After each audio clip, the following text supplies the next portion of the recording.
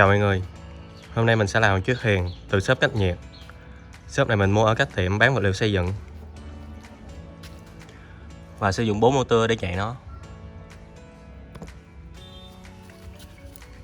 4 motor 75, khớp nó chục motor.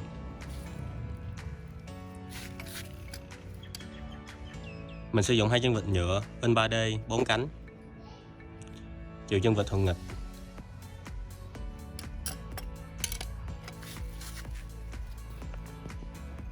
Mình sử dụng xốp mỗi tấm dày 5 cm để làm thân thuyền. Bây giờ mình sẽ cắt xốp tạo hình thuyền.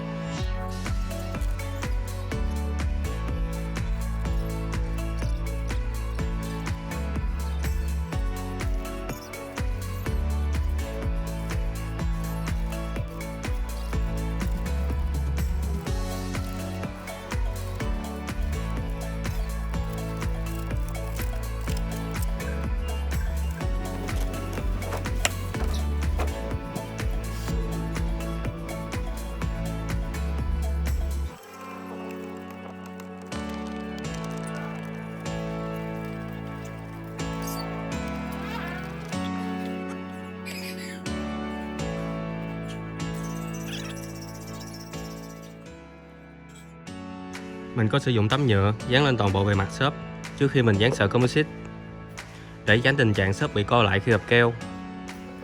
Sợi composite. Sợi này dán vào thuyền rất chắc chắn, nhưng trọng lượng thuyền cũng rất nhẹ. Sợi này rất rẻ. Tổng chiều dài thuyền là 2,9 m, ngang là 90 cm. Thuyền được làm từ xốp và sợi composite nên trọng lượng thuyền rất nhẹ.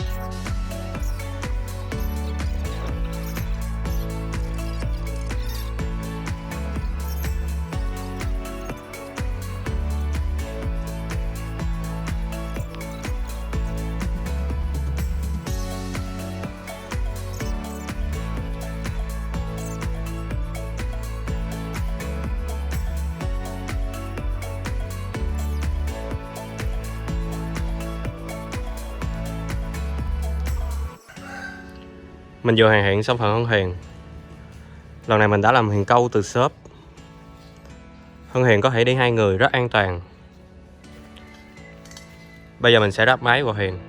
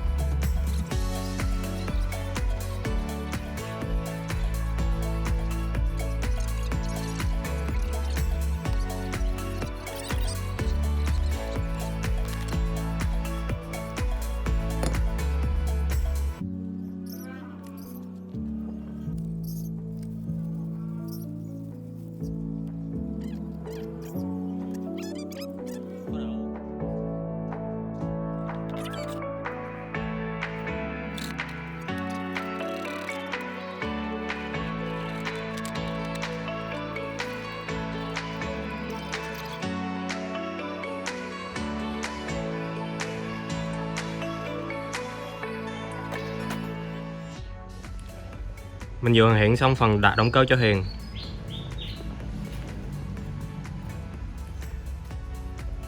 Bốn motor 75,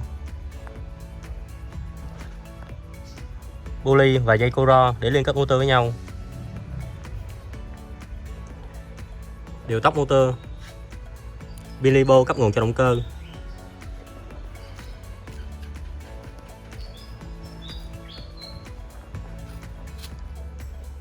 phần lái,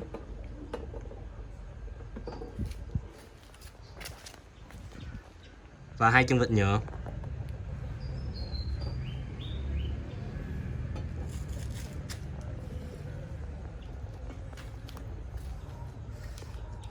Bây giờ mình sẽ chạy thử nó.